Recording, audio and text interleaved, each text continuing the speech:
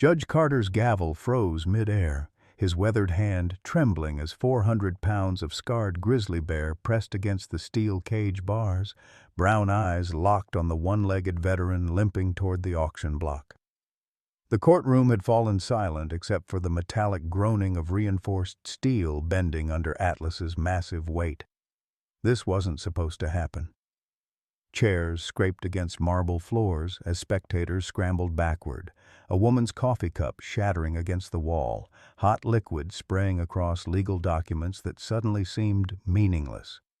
Marcus Steele's prosthetic leg clicked against each courthouse step, the sound echoing like a countdown timer, while his calloused fingers clutched a crumpled $20 bill and hope he couldn't afford to lose. $200! His voice cut through the chaos, steady as a sniper's breath. The bear that had allegedly killed its last owner stopped pacing, massive head tilting toward the sound of someone who understood what it meant to be broken by a world that demanded you keep fighting anyway. Who saves whom when both are beyond saving? Leave a like and share your thoughts in the comments along with the city you're watching from now. Let's continue with the story. The Montana State Courthouse had seen its share of broken men, but Marcus Steele carried his damage differently than most. At 38, he moved with the careful precision of someone who'd learned that one wrong step could cost everything. The prosthetic leg beneath his worn jeans was barely noticeable unless you knew what to look for. The slight pause before stairs, the way he distributed his weight when standing too long, the phantom pain that still woke him at 3 in the morning. His weathered face told the story of 2 wars.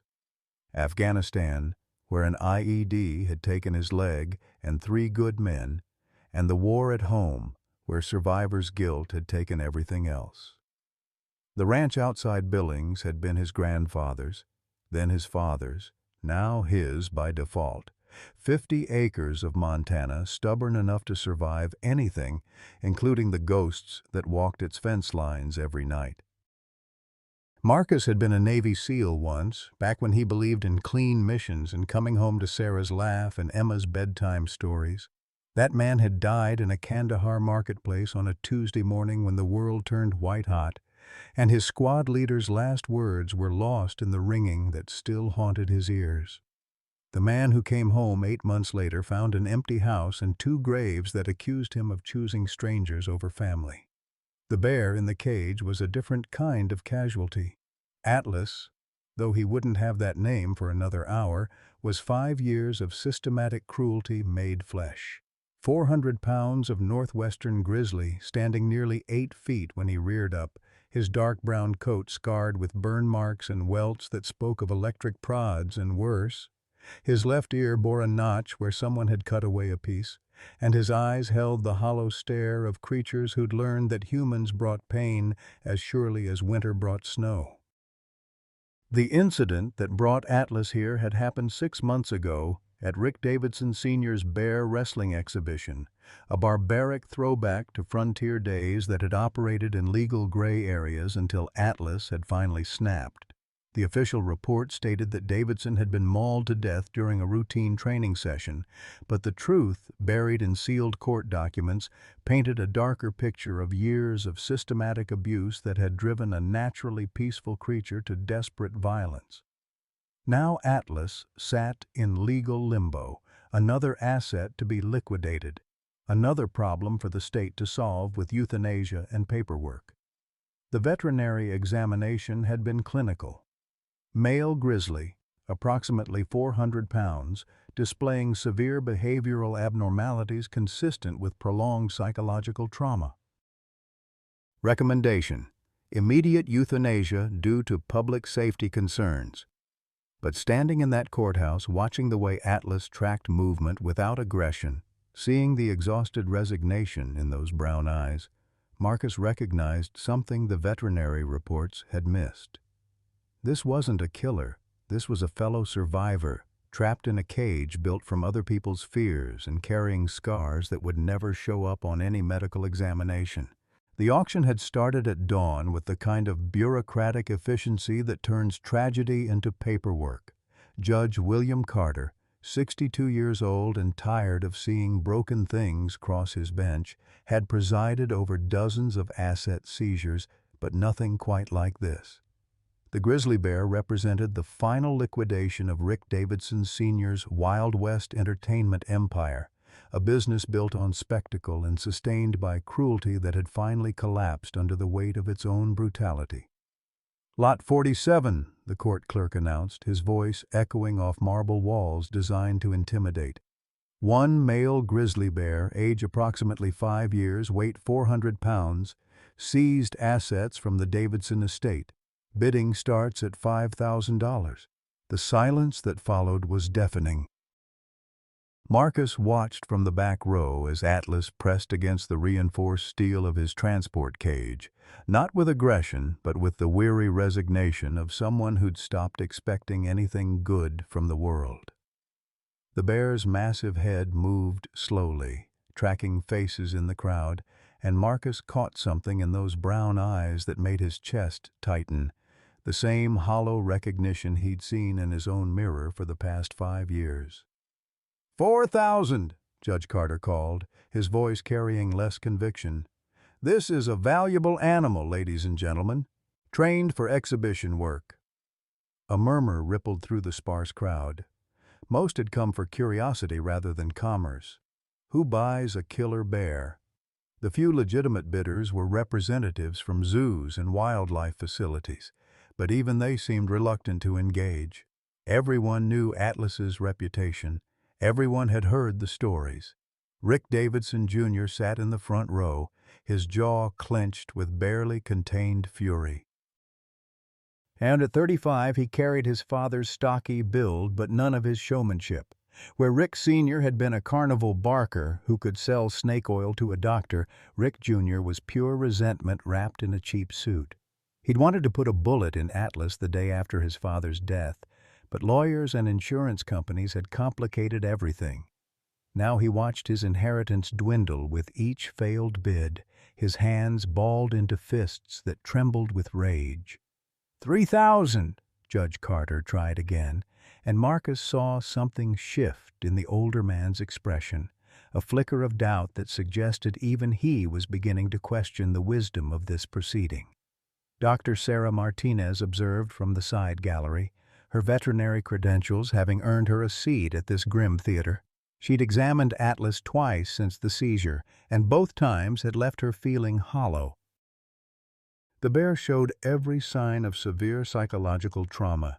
The repetitive pacing, the flinching at sudden movements, the way he withdrew into himself when humans approached. In her professional opinion, Atlas was beyond rehabilitation, a conclusion that sat like lead in her stomach. But watching him now, she noticed something different.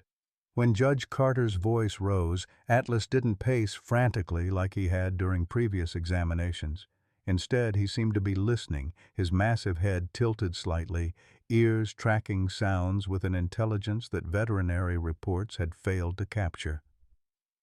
2,000, the judge continued, and now his voice carried the edge of someone trying to avoid an inevitable conclusion. Surely someone recognizes the value here. The crowd grew restless. Helen Winters, 75 years old and sharper than most people half her age, leaned forward in her seat. She'd come because her neighbor Marcus had mentioned the auction, though she hadn't expected him to attend. Helen had buried her husband Tom 2 years ago. Vietnam had taken his mind long before cancer took his body, and she recognized the signs of a man wrestling with ghosts. 1,000, Judge Carter called, and the desperation was beginning to show. Ladies and gentlemen, we're talking about a magnificent specimen of North American wildlife. Frank Morrison, 82 and farmer stubborn, shook his head slowly. He'd seen enough animals put down in his lifetime to know when a creature was beyond saving. But something about this whole proceeding felt wrong. The bear wasn't displaying aggressive behavior. If anything, Atlas seemed withdrawn, almost depressed. 500, Judge Carter announced, and his voice cracked slightly. Everyone in the room knew what came next. If the auction failed, Atlas would be transported directly to the state veterinary facility for euthanization. 500 pounds of sodium pentobarbital, administered by professionals who would file the appropriate paperwork and move on to the next case. Marcus felt his prosthetic leg begin to ache, phantom pain that always intensified when stress peaked. He thought about Sarah's laugh, cut short by twisted metal, and his own absence. He thought about Emma's last bedtime story, read by grandparents because Daddy was saving strangers on the other side of the world. He thought about the medals in his kitchen drawer that felt heavier than the leg he'd lost earning them. 400, Judge Carter called. And now the pretense was gone. This wasn't an auction anymore. It was a countdown to execution. Atlas seemed to sense the shift in mood. The bear's breathing became visible, great, huffing exhalations that fogged the air around his massive snout.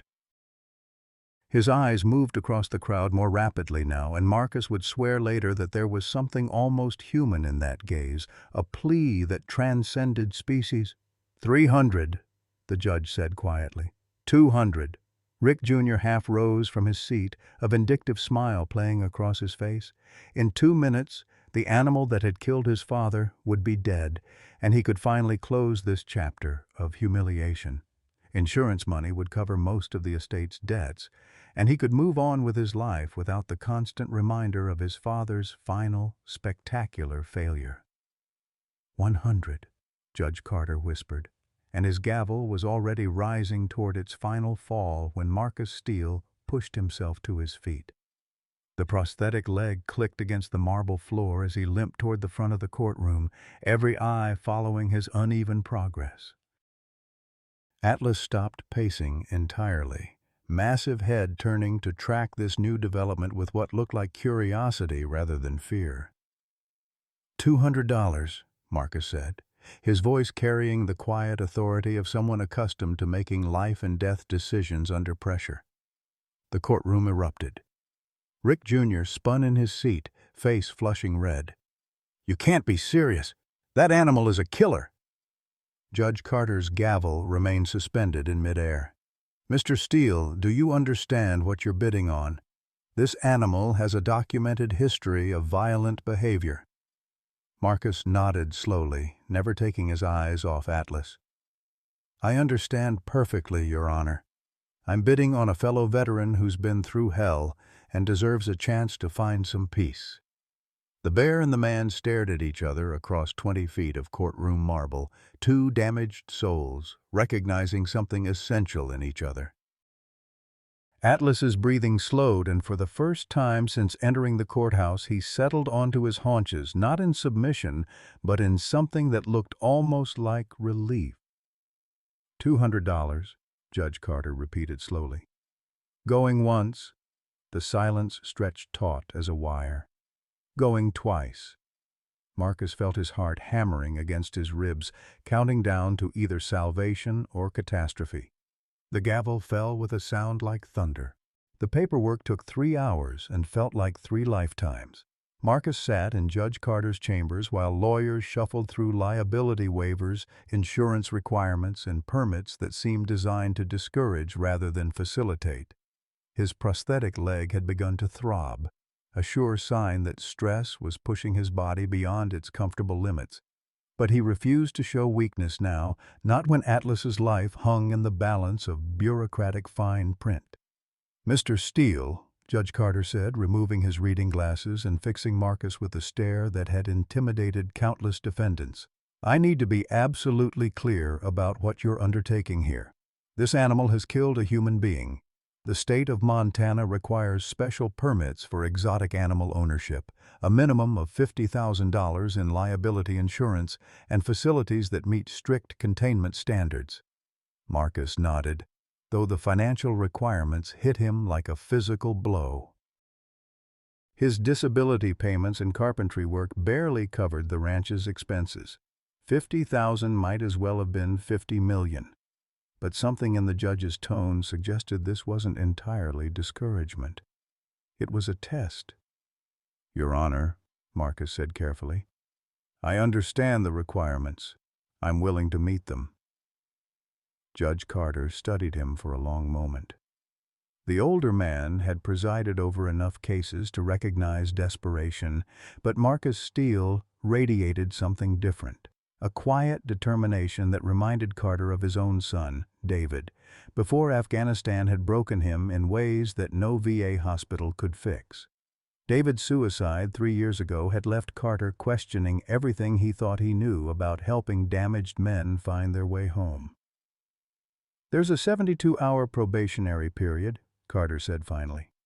"During that time, you'll be under constant supervision by Dr. Martinez and state wildlife officials. Any sign of aggressive behavior from the bear, any indication that public safety is compromised, and the animal will be immediately euthanized. Do you understand?" "Yes, sir." "Furthermore," Carter continued, "Rick Davidson, Jr. has filed a motion claiming the bear belongs to his father's estate. We'll have a full hearing in 5 days to determine final custody. Until then, this arrangement is temporary." Marcus felt his jaw tighten. Rick Jr.'s vendetta was personal. Everyone in the courtroom had seen the hatred burning in his eyes. But there was something else there, too. Something that felt like fear, masked as fury. Dr. Sarah Martinez entered the chamber carrying a thick folder that contained Atlas's medical records. At 45, she'd spent 2 decades working with traumatized animals, but few cases had affected her as deeply as this one. The bear's psychological profile read like a catalog of systematic abuse: prolonged isolation, food deprivation, electric shock conditioning, and forced combat training that violated every principle of ethical animal care. "Judge Carter," she said, "I need to express my concerns about this arrangement. Atlas shows severe signs of post-traumatic stress disorder. His behavior is unpredictable, and he's never had positive human contact for extended periods." Marcus looked up from the liability forms. "Dr. Martinez, what would you recommend for a human patient with similar trauma?" The question caught her off guard. "I'm sorry?" "A human veteran with severe PTSD, history of violence, no family support, and everyone expecting him to fail. What's the treatment protocol?" Dr. Martinez studied Marcus's face, seeing something in his expression that made her reconsider her prepared arguments. "Consistent routine, patient rebuilding of trust, removing triggers that cause episodes, and time. Lots of time. That's all I'm asking for," Marcus said quietly. "Time and patience." The transport to Marcus's ranch took place under heavy escort: 2 sheriff's deputies, Dr. Martinez in her veterinary van, and a state wildlife officer who kept muttering about liability and lawsuits. Atlas rode in a reinforced trailer designed for livestock transport, the kind used for dangerous animals that required maximum security during movement. Marcus followed behind in his battered pickup truck, listening to the CB radio chatter between the escorts. Most of it was procedural: road conditions, estimated arrival time, coordination with the containment team already setting up at his property. But underneath the official language, he heard doubt. These people expected disaster, and they were positioning themselves to document it when it inevitably occurred. The ranch looked different, with a small army of vehicles parked in the driveway. Neighbors had gathered along the property line, some genuinely curious, others clearly hoping to witness a spectacle. Helen Winters stood on her porch next door, her arms crossed, but her expression unreadable. Frank Morrison leaned against his truck, shaking his head slowly in the way that suggested he thought Marcus had finally lost his mind completely. The containment area had been hastily constructed, but looked solid: 12-foot chain-link fencing topped with razor wire, concrete footings, and electronic monitoring equipment that would alert authorities if Atlas attempted to escape. It wasn't a home. It was a high-security prison with a view of the Montana sky. Atlas emerged from the transport trailer like a force of nature barely contained. Even sedated, his massive presence dominated the space. 400 pounds of muscle and bone, moving with the fluid grace that made grizzly bears the apex predators of North America. His dark brown coat showed patches of scarring, and his left ear bore the distinctive notch that marked him as Rick Davidson's former property. The moment that would define everything came when Atlas first saw Marcus standing 20 feet away from the enclosure. The bear's massive head swung toward him, brown eyes locking onto Marcus's face with an intensity that made several observers step backward instinctively. For 30 seconds, neither moved. The only sounds were Atlas's heavy breathing and the nervous shuffling of boots on gravel. Then Atlas did something that no one expected. He sat down, not the aggressive posturing that had characterized his behavior at the courthouse, not the pacing and cage rattling that had marked his captivity. He simply settled onto his haunches and continued watching Marcus with what looked remarkably like curiosity. "Well, I'll be damned," Frank Morrison muttered, loud enough for everyone to hear.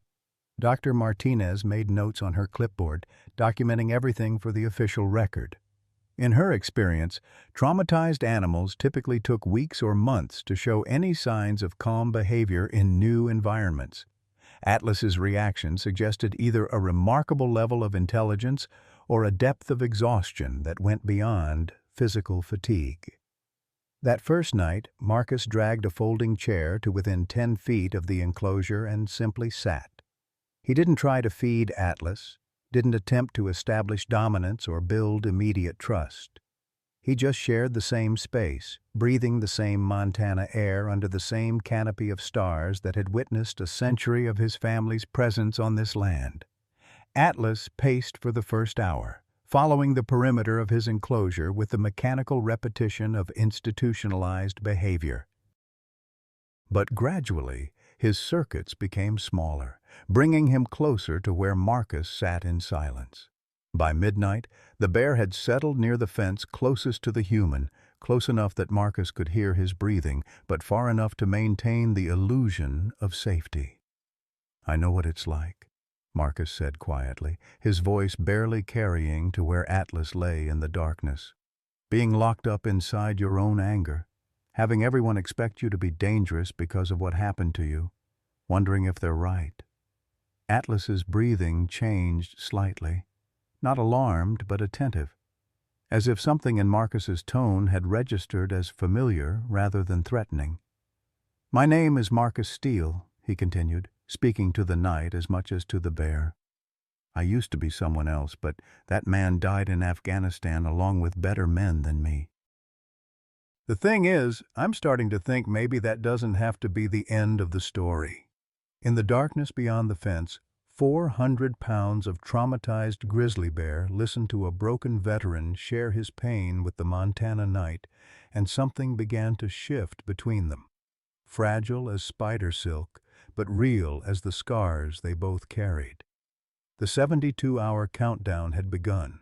Dawn came slowly to the Montana ranch, painting the eastern hills in shades of amber and rose that made even the industrial-strength fencing around Atlas's enclosure look less like a prison.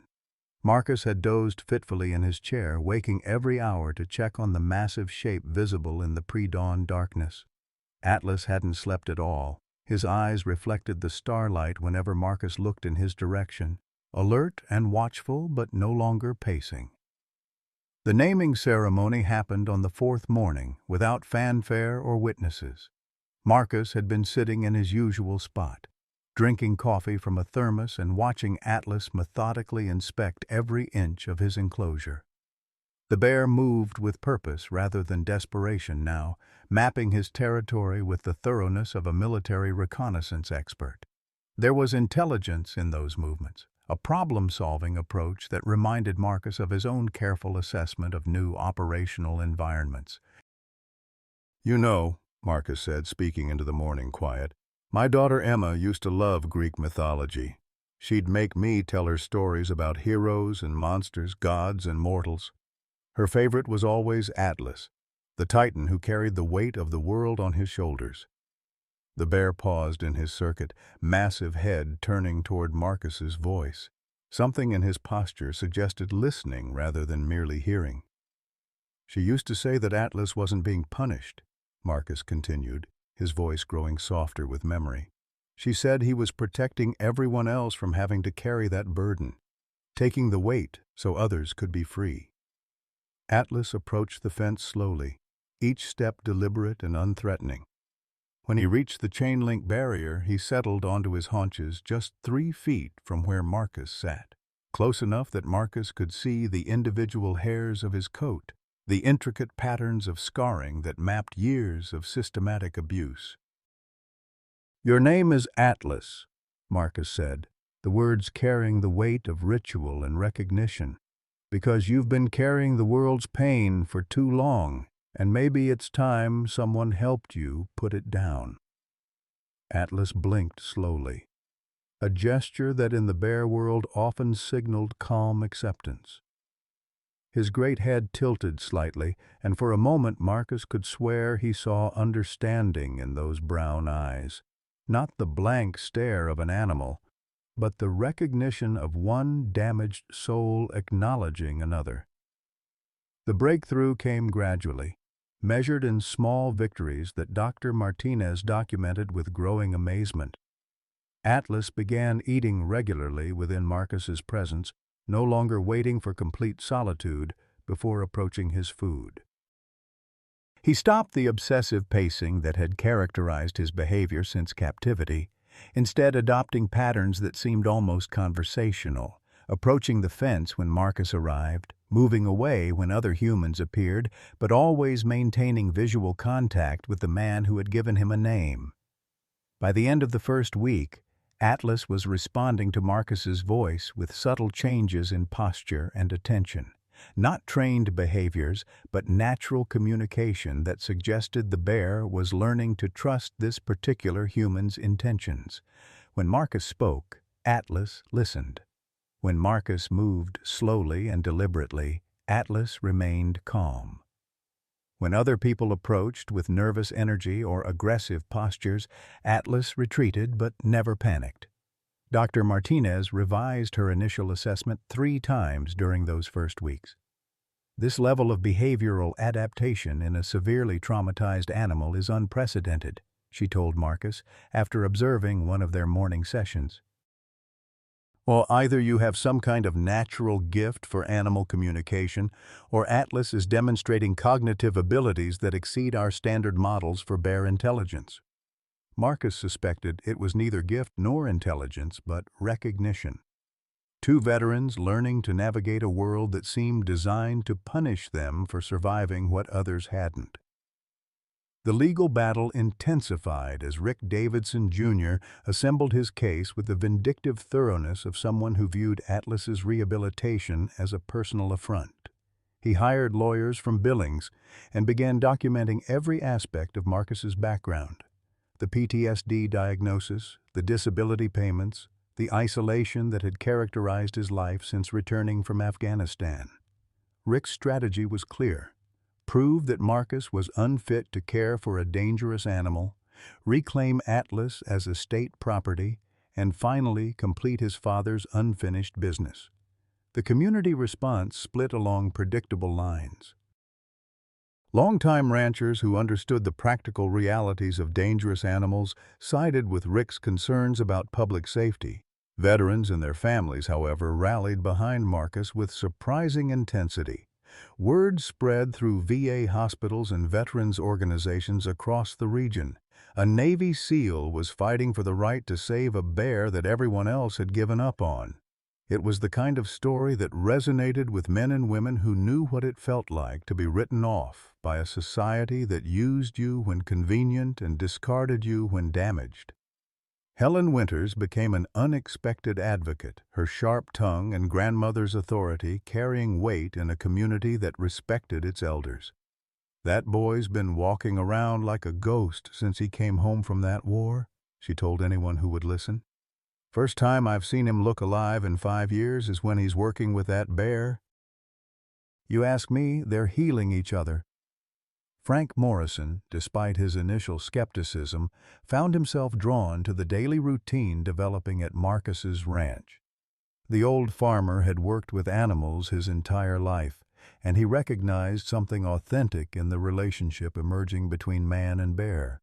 Been around livestock for 60 years, he told his coffee shop companions. Know the difference between training and trust. What those two have got going isn't about dominance or control, it's about understanding. The breakthrough moments came in small increments that would have been meaningless to outside observers, but felt monumental to Marcus. The first time Atlas approached the fence without being called. The morning when Marcus entered the enclosure to repair a water line, and Atlas moved closer rather than away. The afternoon when a thunderstorm rolled across the ranch and both man and bear found themselves huddled together, separated by chain link but united in their shared response to sudden, overwhelming noise. That particular storm became a turning point in their relationship. Marcus's PTSD typically made him hypersensitive to loud, unexpected sounds. Thunder could trigger flashbacks to artillery fire, sending him into episodes that lasted hours. But sitting with Atlas during that storm, watching a 400-pound predator flinch at the same sounds that terrified him, Marcus felt less alone than he had in years. "You hear gunfire too, don't you?" he said quietly, watching Atlas's ears flatten against the thunder. "Different war, same noise?" Atlas pressed himself against the fence, as close to Marcus as the barrier would allow. When lightning illuminated the enclosure in stark white flashes, both of them instinctively ducked lower, responding to the same primitive fear of being exposed and vulnerable. They weathered the storm together, two combat veterans finding comfort in shared understanding of what it meant to be haunted by sounds that others barely noticed. The media attention began as local interest, but quickly escalated to regional and then national coverage. A disabled veteran saving a killer bear made for compelling television, especially when the story included dramatic courtroom scenes and genuine emotional resonance. News crews arrived weekly, setting up outside the ranch gates to capture footage of Marcus and Atlas during their daily interactions. Most of the coverage was sympathetic, playing up the heartwarming angle of interspecies healing and second chances. But some outlets took a different approach, focusing on the potential danger and questioning the wisdom of allowing a civilian to maintain custody of a large predator. These stories invariably featured interviews with animal experts who had never seen Atlas in person but were happy to discuss the statistical likelihood of grizzly bear attacks on humans. Rick Davidson, Jr. embraced his role as the voice of reason and public safety. He gave interviews describing his father's death in graphic detail, emphasizing Atlas's capacity for violence and Marcus's unfitness for the responsibility he'd undertaken. "This is a dangerous animal with a documented history of killing," Rick told reporters. "It's only a matter of time before someone else gets hurt, and when that happens, the blood will be on everyone's hands who supported this reckless experiment." Marcus avoided most media requests, preferring to let his work with Atlas speak for itself. But the constant scrutiny wore on him, adding pressure to interactions that required patience and calm. Some days he could feel the weight of hundreds of watching eyes, all waiting for the inevitable moment when everything would go wrong and justify their skepticism. The court hearing date approached with the inevitability of a countdown timer. 5 days became 3, then 1. Legal briefs were filed arguing both sides of a question that had no clear precedent. Could a severely traumatized wild animal be successfully rehabilitated by an equally damaged human? Was love enough to overcome the biological programming of a predator and the psychological conditioning of years of abuse? The night before the hearing, Marcus sat with Atlas under a canopy of stars that stretched from horizon to horizon, unmarked by city lights or urban interference. The bear lay near the fence, close enough that Marcus could hear his breathing, steady and calm in a way that would have been impossible weeks earlier. "Tomorrow decides everything," Marcus said quietly. "Win or lose, I want you to know that these weeks have been the best I've had since coming home. You gave me something to fight for besides my own sorry hide." Atlas shifted slightly, moving even closer to the fence. In the darkness, Marcus couldn't see his eyes, but he could feel the weight of attention, the sense of being heard and understood by someone who knew what it meant to be broken and still worth saving. The future hung in the balance of legal arguments and public opinion, but in that moment, under the Montana sky, two damaged souls had found something precious, the knowledge that neither of them had to carry their burdens alone. The Billings County Courthouse had never seen anything like the circus that assembled for Marcus Steele versus the state of Montana. Media vans lined the street 3 deep, their satellite dishes reaching toward a gray October sky that promised snow before evening.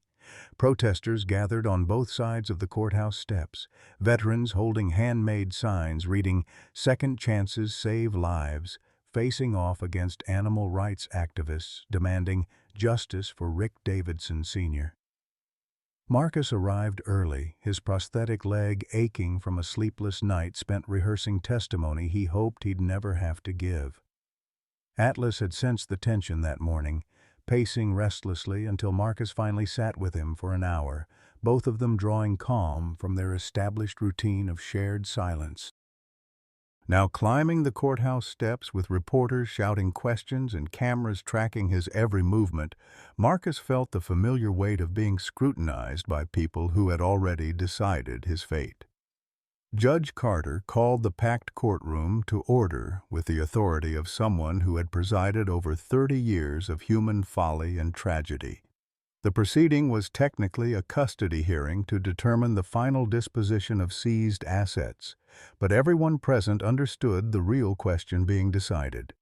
Could love overcome the biological programming of a predator and the legal precedent that demanded dangerous animals be destroyed?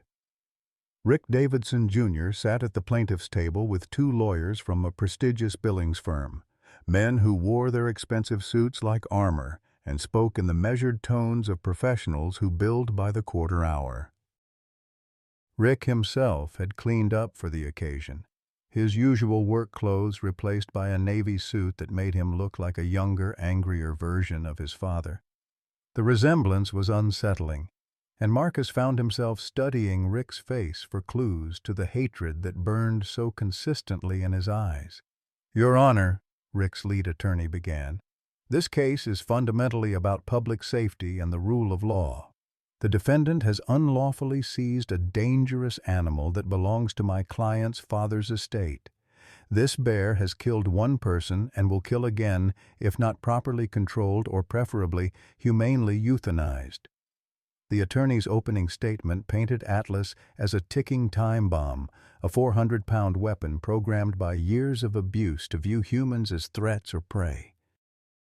He cited statistics about grizzly bear attacks, showed photographs of Rick Sr.'s body that made several spectators gasp audibly, and presented expert testimony from wildlife biologists who had never observed Atlas, but were happy to discuss the impossibility of rehabilitating severely traumatized predators.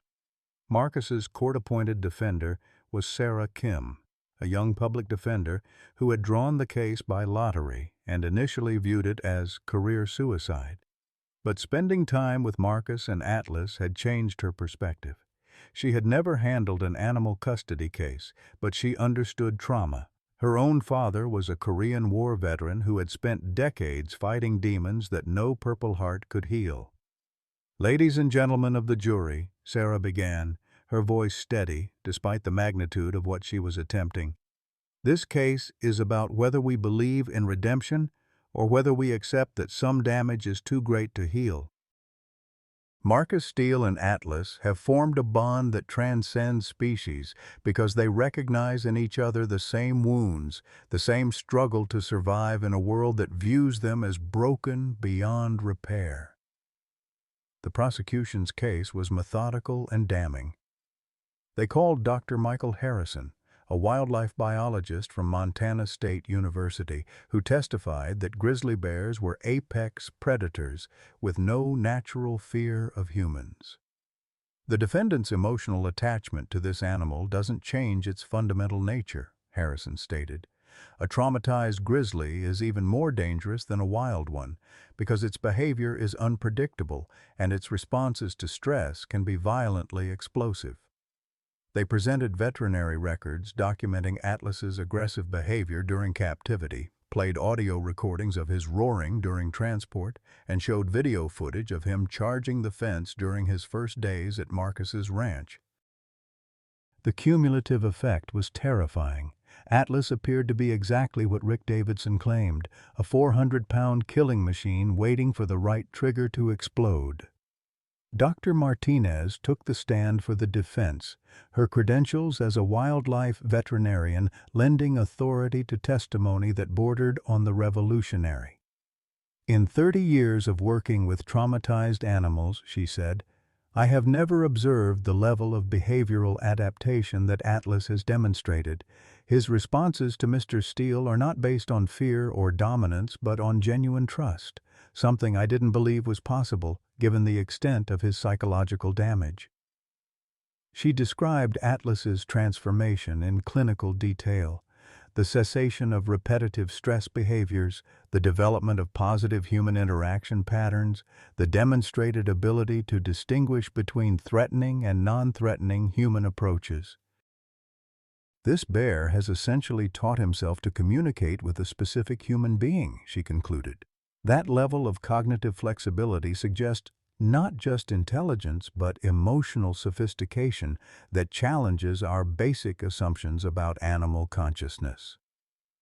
Helen Winters testified with the sharp-tongued authority of someone who had buried 3 husbands and raised 4 children. At 75, she commanded respect simply by existing, and her testimony carried the weight of lived experience that no expert credentials could match. "I've lived next to Marcus Steele for 3 years," she said, looking directly at the jury. "Watched him come home from that war like a ghost of himself. That boy was dying a little more each day until he found something worth fighting for. You want to know if that bear is dangerous? Ask me about the man who sits with him every morning, talking about his dead daughter like she might hear him through that animal's understanding. Ask me about watching someone learn to hope again." Frank Morrison's testimony was simple but devastating in its understated power. "Been working with animals my whole life," the 82-year-old farmer said. "Know the difference between a creature that's been broken and one that's been healed. That bear looks at Marcus Steele the way my old cattle dog used to look at me, like he's found his person in a world full of strangers." The prosecution's cross-examination attempted to undermine the defense witnesses by emphasizing their emotional attachment rather than scientific objectivity. But Rick's lawyers made a crucial error when they called Marcus to the stand as a hostile witness, apparently believing they could use his PTSD diagnosis and social isolation to demonstrate his unfitness for the responsibility he'd undertaken. Marcus took the oath with the same quiet dignity he'd brought to everything since returning from Afghanistan. His answers were measured, honest about his struggles while refusing to apologize for them. When Rick's attorney asked about his PTSD episodes, Marcus looked directly at the jury and said, "Yes, I have nightmares. Yes, I sometimes struggle with loud noises and crowds, but I've never hurt another living thing except in defense of my country. And I've learned that healing happens when you have something worth getting better for." The attorney pressed harder, asking about Marcus's isolation, his financial struggles, his lack of traditional family support. With each question, Marcus's responses became more pointed, his military bearing more apparent. "You live alone on a remote ranch with no nearby neighbors," the attorney stated. "Isn't it true that your isolation makes you unfit to recognize when a dangerous situation is developing?" Marcus was quiet for a long moment, and when he spoke, his voice carried the authority of someone who had made life-and-death decisions under fire. "Sir, I spent 8 years in special operations, often working alone behind enemy lines where a single mistake meant death for me and my team. I know how to assess threats, manage risks, and make decisions when lives hang in the balance. The difference is that this time, I'm fighting to save a life instead of take one." The courtroom fell silent. Even Rick's attorney seemed to realize he had opened a door he couldn't close. Judge Carter called a recess, but the damage was done. Marcus had reminded everyone present that he wasn't just a disabled veteran struggling with PTSD. He was a decorated Navy SEAL who had earned the right to be trusted with life-and-death decisions. During the break, Rick Davidson Jr. cornered Marcus in the courthouse hallway, his composure finally cracking under the weight of testimony that was clearly not going his way. "You think you're some kind of hero?" Rick hissed, his face flushed with rage. "That animal killed my father, and you're treating him like a pet. When he tears your throat out, don't expect anyone to feel sorry for you." Marcus studied Rick's face, seeing something beyond grief and anger, a fear that ran deeper than concern for public safety. "What really happened that day, Rick? What are you so afraid of people finding out?" Rick's eyes widened slightly, and for a moment Marcus saw genuine terror beneath the fury. Then Rick's expression hardened again, and he stalked away without answering. The afternoon session began with Rick Davidson Jr. taking the stand to describe his father's death. His testimony was graphic and emotional, designed to remind the jury that a human being had died and that Atlas was responsible. But under cross-examination, Sarah Kim's questions revealed inconsistencies in Rick's story. Details that didn't match the official police report, timeline issues that suggested he hadn't witnessed the actual incident. "Mr. Davidson," Sarah asked, "you testified that you saw the attack occur, but according to the police report, you didn't arrive at the facility until 20 minutes after your father was found. Can you explain this discrepancy?" Rick's composure cracked visibly. The timeline is confused. I was there. I saw what that monster did. The security cameras at your father's facility were mysteriously disabled that day. Do you know why?" "Objection," the prosecution attorney called, but Judge Carter overruled. "Answer the question, Mr. Davidson." Rick's hands trembled as he gripped the witness stand. "They were always breaking down. Dad couldn't afford proper equipment." Sarah pressed harder. "Isn't it true that your father was heavily in debt? That the insurance payout from his death was the only thing that kept the business from complete bankruptcy?" The courtroom erupted as Rick jumped to his feet, pointing an accusatory finger at Sarah. "How dare you suggest that I wanted my father dead? That animal killed him, and everyone in this room knows it." Judge Carter's gavel rang out like gunfire as he restored order, but the damage was done. Rick's emotional outburst had revealed the depth of his desperation and raised questions about his motivations that would linger in the jury's minds. As evening approached and closing arguments loomed, the battle lines were clearly drawn. But something had shifted during the day's testimony, a growing sense that this case was about more than one man and one bear. It was about whether society believed in redemption, whether love could overcome programming, and whether the damage deserved a chance to heal. Outside the courthouse, snow began to fall on the gathering darkness. The jury deliberated for 6 hours before reaching their verdict, and Judge Carter's announcement sent shockwaves through the packed courtroom. Marcus Steele would retain custody of Atlas, but under the strictest conditions ever imposed on a private citizen caring for a large predator. The bear would remain at the ranch under 24-hour monitoring, with monthly behavioral assessments and a zero-tolerance policy for any aggressive incidents. Rick Davidson Jr. stormed from the courthouse, his face purple with rage, shouting threats about appeals and injunctions that echoed off the marble walls. The victory celebration was muted by the weight of responsibility that came with it. Marcus understood that he and Atlas were now living under a microscope, with every interaction scrutinized for signs of the failure that half the state expected. The media painted it as a heartwarming triumph of man's bond with nature, but Marcus knew the truth was more precarious. They had bought time, not certainty, and that time came with conditions that felt like walking a tightrope over an abyss. The first month passed in careful routine. Marcus modified his daily schedule around the court-ordered monitoring visits, learning to work with Atlas while state wildlife officials documented their every interaction. The bear seemed to sense the heightened tension, becoming more cautious in his movements and responses. Their morning conversations continued, but with the added weight of knowing that every word was being recorded and analyzed by people who still viewed Atlas as a statistical probability rather than an individual. Dr. Martinez's monthly reports became increasingly positive, documenting Atlas's continued behavioral improvement and his sophisticated responses to Marcus's presence. The bear had learned to distinguish between different types of visitors, remaining calm but distant with officials while showing obvious pleasure at Marcus's approach. More remarkably, Atlas had begun displaying what appeared to be protective behaviors, positioning himself between Marcus and unfamiliar visitors in a way that suggested genuine emotional attachment rather than simple conditioning. But success bred its own dangers. The media attention intensified as Atlas became a symbol for various causes.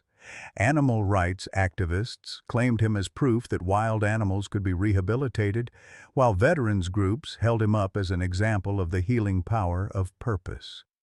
Marcus found himself reluctantly thrust into a spotlight he never wanted, fielding interview requests and speaking invitations from organizations that saw his story as validation for their own agendas. The ranch became a pilgrimage site for the curious and desperate. Families with traumatized veterans drove hundreds of miles hoping to witness the miracle firsthand. Other animal rescue organizations sent representatives seeking to understand Marcus's methods. Even religious groups arrived, convinced that Atlas represented some kind of divine intervention in a world that seemed increasingly broken.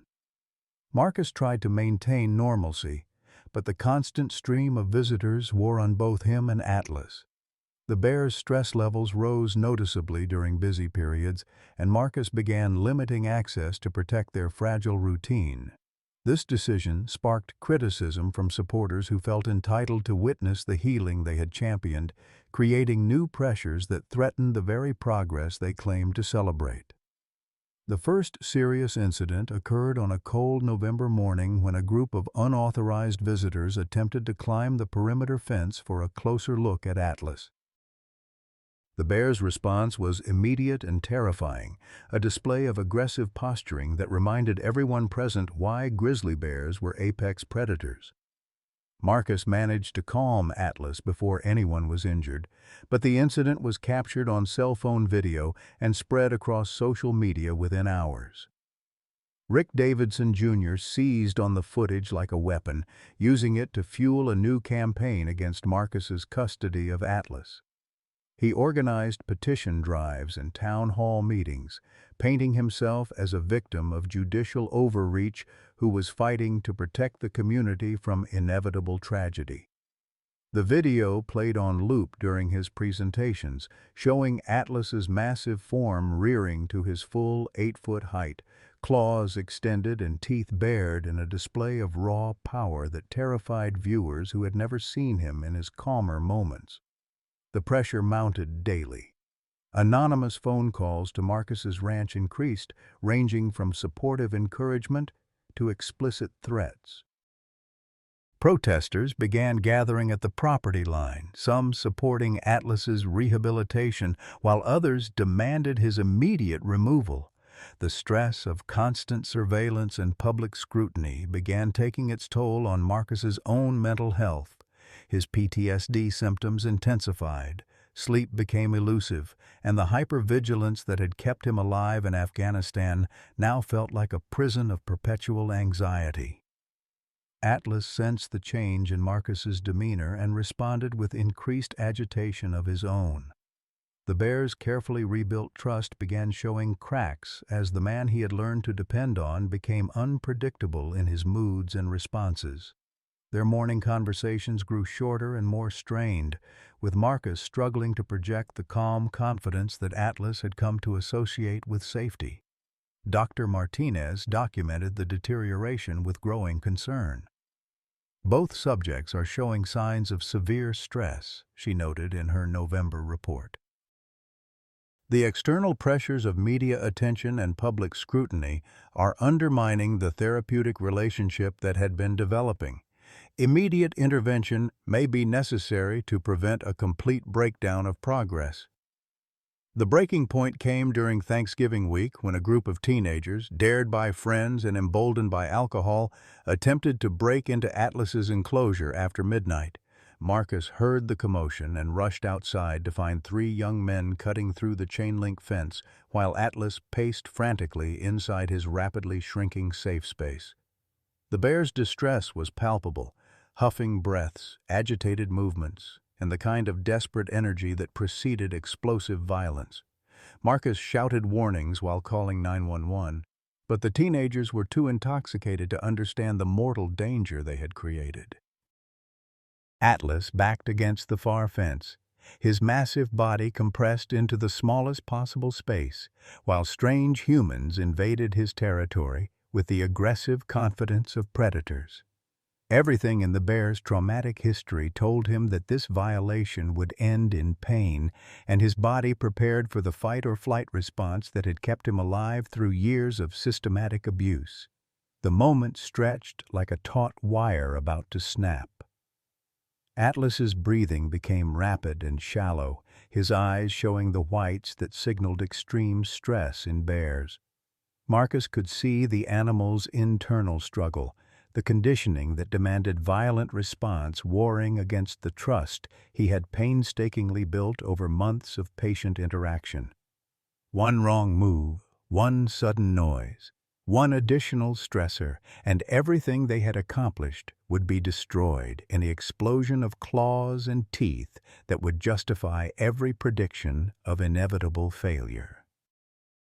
Marcus made a decision that would have been impossible months earlier.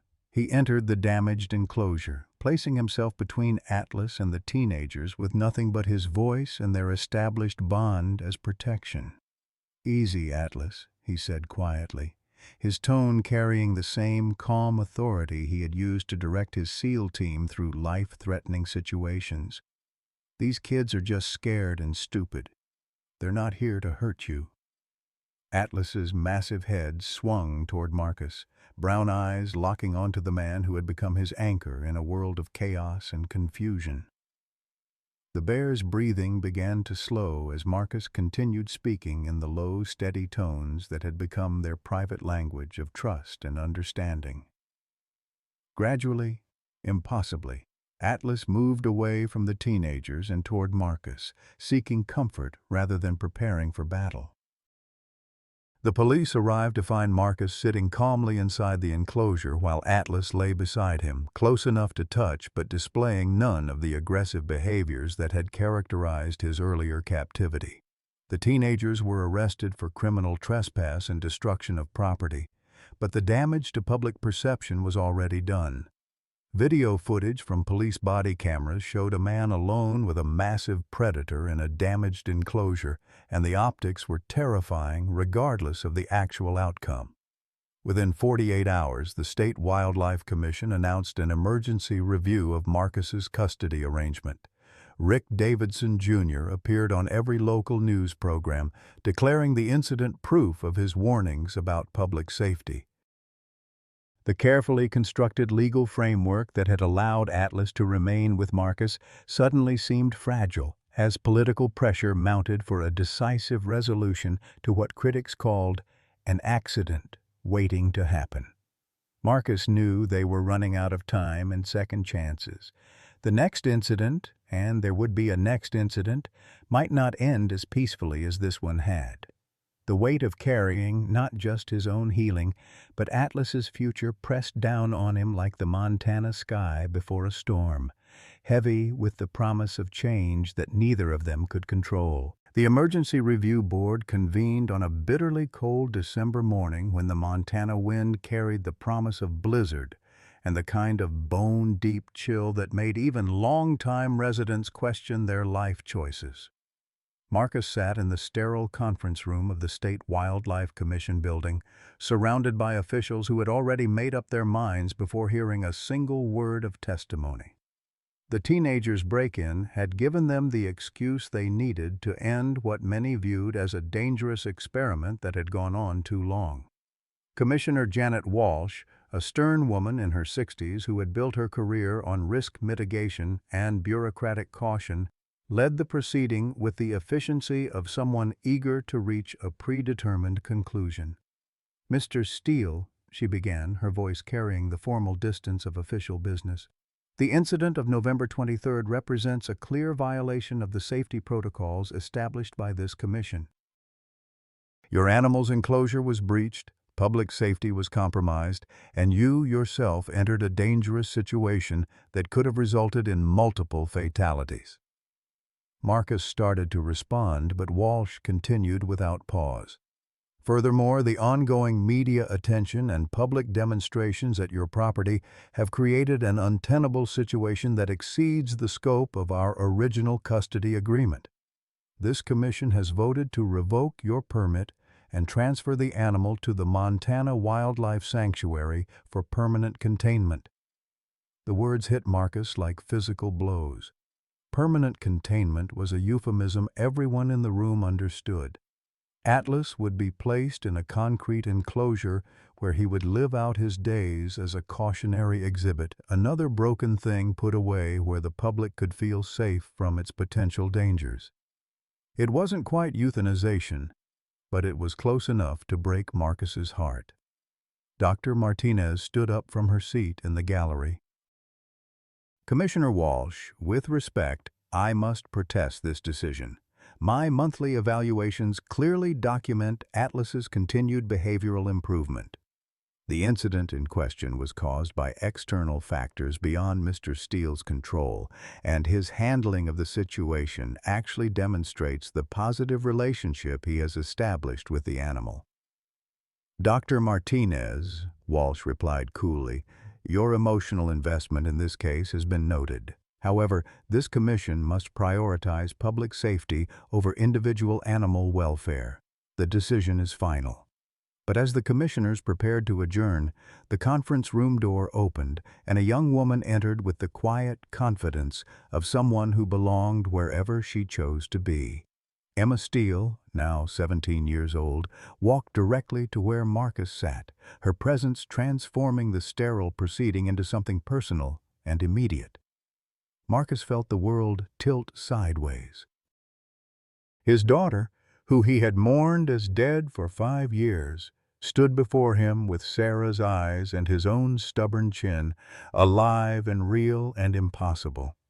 The room fell silent as she placed a gentle hand on his shoulder, and when she spoke, her voice carried the same steady strength that had made Sarah fearless in the face of any challenge.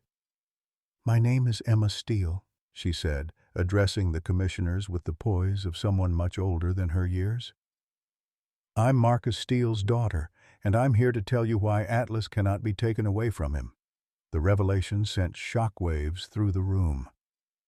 Marcus reached up to touch Emma's hand, half convinced he was experiencing another PTSD hallucination brought on by stress and exhaustion. But her fingers were warm and real, and when she squeezed his shoulder, he felt a piece of his broken heart begin to mend. "I survived the car accident that killed my mother," Emma continued, her voice growing stronger with each word.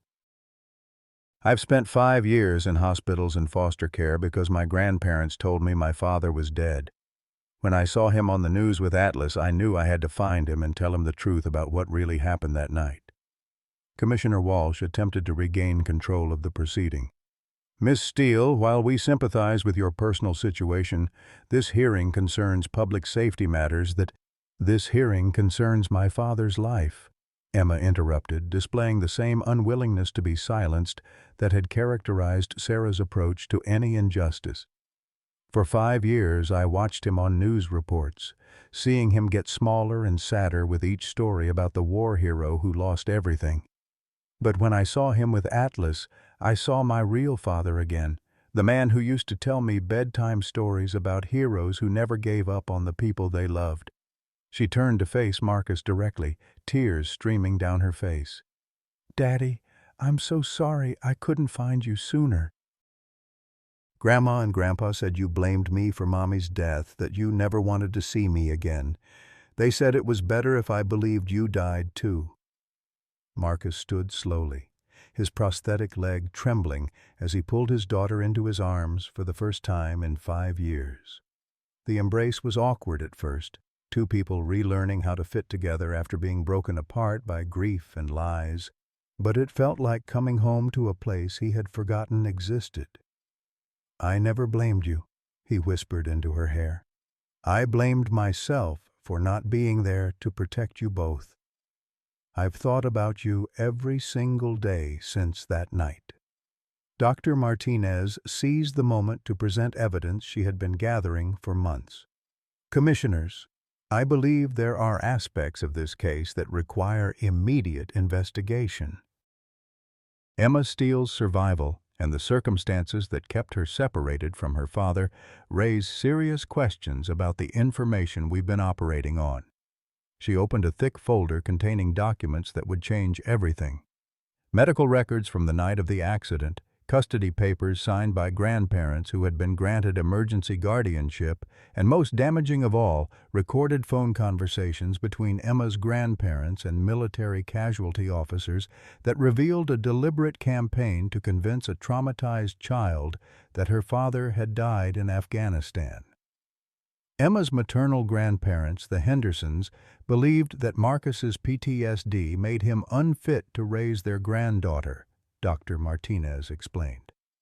They used his deployment and his struggles with readjustment to convince authorities that Emma would be better off believing both parents were dead. The car accident provided them with the perfect opportunity to erase Marcus from Emma's life completely. The room erupted as commissioners struggled to process this new information. Emma's survival meant that Marcus's entire narrative of loss and guilt was built on a foundation of lies. He hadn't failed to protect his family. He had been systematically denied the chance to know that part of his family had survived, but the most shocking revelation was yet to come. As Dr. Martinez continued presenting her evidence, she revealed phone records that showed regular communication between the Henderson family and Rick Davidson Jr. over the past 2 years. The conspiracy went deeper than anyone had imagined. Rick Davidson has been feeding information to the Hendersons about Marcus's activities, his mental state, and his custody of Atlas, Dr. Martinez announced. In exchange, they provided him with personal details about Marcus's family history that he used to fuel his legal challenges. This entire campaign against Marcus's custody of Atlas has been orchestrated by people who wanted to destroy his chance at healing and happiness. Rick's vendetta suddenly made terrible sense. He hadn't just been fighting for his father's estate or public safety. He had been working with Emma's grandparents to ensure that Marcus remained isolated and broken, unable to discover that his daughter was alive and searching for him. Commissioner Walsh looked shaken as the implications became clear. "Are you suggesting that Mr. Davidson has been engaged in a deliberate campaign of harassment based on fraudulent information?" "I'm suggesting that Rick Davidson Jr. and the Henderson family have spent years ensuring that a decorated veteran remained separated from his surviving child, while systematically undermining his efforts to build a stable, healing environment," Dr. Martinez replied. "Atlas didn't just help Marcus heal from his war trauma. The bear gave him a reason to create the kind of safe, nurturing space that his daughter could eventually come home to." Emma stepped forward again, her voice steady despite the tears on her cheeks. "Commissioners, I've spent the last 3 months observing my father's work with Atlas from a distance. I've seen how gentle they are together, how much trust they've built. That bear didn't just save my father's life, he prepared him to be the daddy I remembered from before the war took him away from us." The hearing adjourned in chaos as commissioners huddled to discuss the explosive new evidence.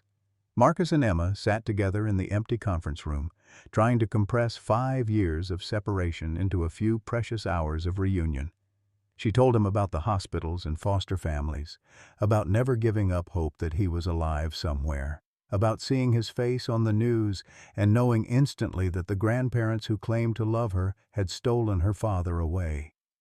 Marcus told her about the nightmares and the guilt, about Atlas and the slow process of learning to trust again, about the mornings when he spoke to the bear about a daughter he thought he had failed to protect. They cried together for the years they had lost and the lies that had kept them apart. But underneath the grief was something stronger, the unbreakable bond between a father and daughter who had never stopped loving each other despite the forces that tried to tear them apart. Outside the conference room windows, snow began to fall on the Montana landscape, and for the first time in 5 years, Marcus Steele felt like he might actually have a future worth fighting for. The commissioner's emergency session lasted 3 hours, during which time Marcus and Emma sat in the hallway sharing 5 years of compressed memories and tentative plans for a future neither had dared to imagine. When Commissioner Walsh finally emerged, her expression had transformed from bureaucratic severity to something approaching wonder. The evidence of conspiracy and family manipulation had forced the commission to confront the reality that their decision-making had been based on deliberately falsified information. "Mr. Steele," Walsh announced, "in light of the new evidence presented today, this commission is not only reversing its decision to revoke your custody of Atlas, but we are also launching a full investigation into the fraudulent activities that have influenced our proceedings. Your permit will be restored immediately, and the state of Montana will provide additional funding for enhanced security measures at your facility." The legal consequences for Rick Davidson, Jr. came swiftly. Within 48 hours, federal authorities had arrested him on charges of conspiracy, fraud, and harassment.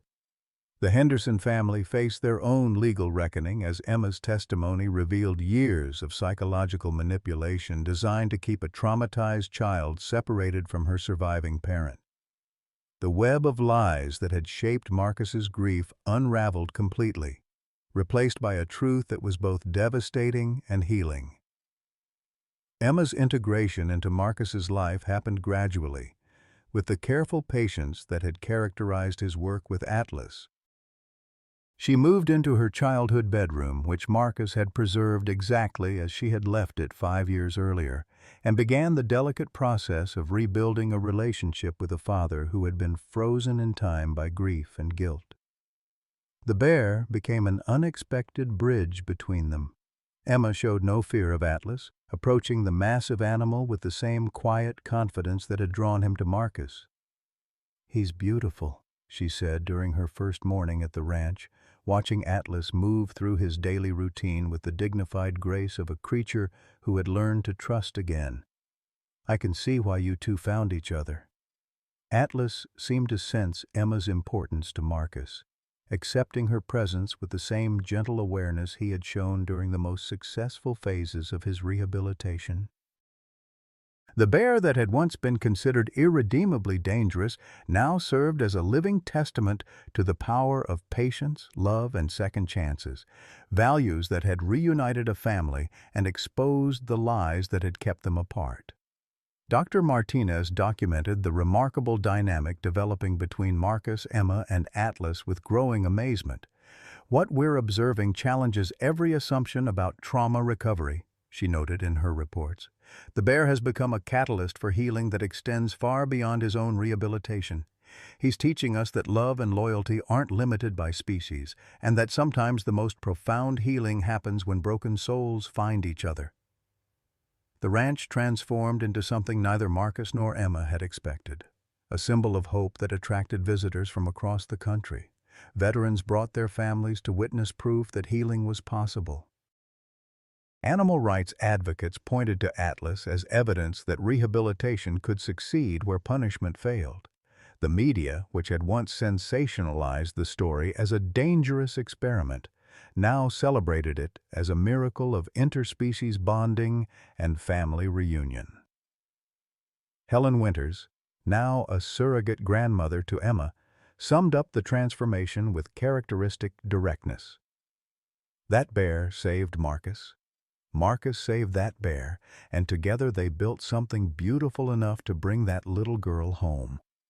Sometimes the Lord works in mysterious ways, and sometimes those ways have 4 legs and claws. Frank Morrison, approaching his 83rd birthday, found new purpose in helping Emma establish a scholarship fund for children of military families affected by PTSD. "Been around long enough to know that miracles don't come cheap," he told supporters. "But when they do come, they change everything they touch."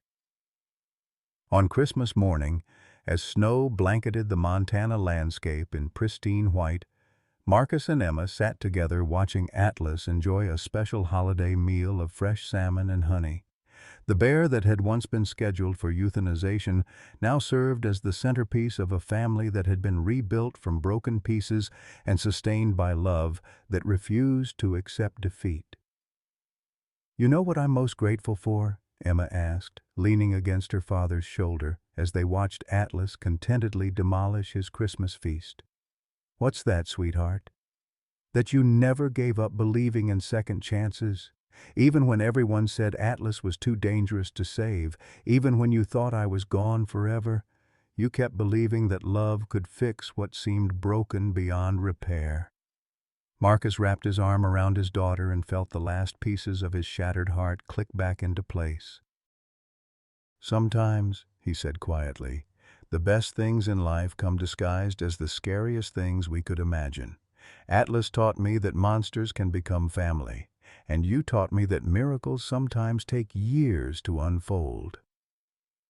As the sun set over the ranch that had become a symbol of hope and healing, 2 humans and 1 remarkable bear settled into the comfortable rhythm of a family that had been tested by loss, strengthened by love, and proven unbreakable by the lies that had tried to tear them apart. Sometimes the greatest gifts come wrapped in our deepest fears. Marcus Steele thought he'd lost everything: his leg, his family, his purpose. Atlas, a 400-pound grizzly bear, had been written off as a killer beyond redemption. Yet in that Montana courthouse, when everyone else saw danger, Marcus saw a fellow survivor carrying invisible wounds that mirrored his own. Their bond defied every expert prediction, proving that healing doesn't follow textbooks, it follows the heart. When Marcus discovered his daughter Emma had been alive all those years, kept from him by lies and manipulation, it was Atlas who had prepared him to be the father she needed. This gentle giant, once destined for euthanization, became the bridge that rebuilt a shattered family. For those of us who've weathered life's storms, who've buried spouses, watched children struggle, or felt forgotten by a world that moves too fast, Marcus and Atlas remind us that it's never too late for second chances. Love doesn't expire at 55, 65, or 85. Sometimes our greatest purpose emerges from our deepest pain, and sometimes the very thing the world fears most becomes the key to unlocking the happiness we thought was lost forever. What impossible dream have you given up on that might still be worth fighting for? Have you ever found unexpected healing in the most unlikely places? Share your story in the comments below. Your experience might be exactly what someone else needs to hear today.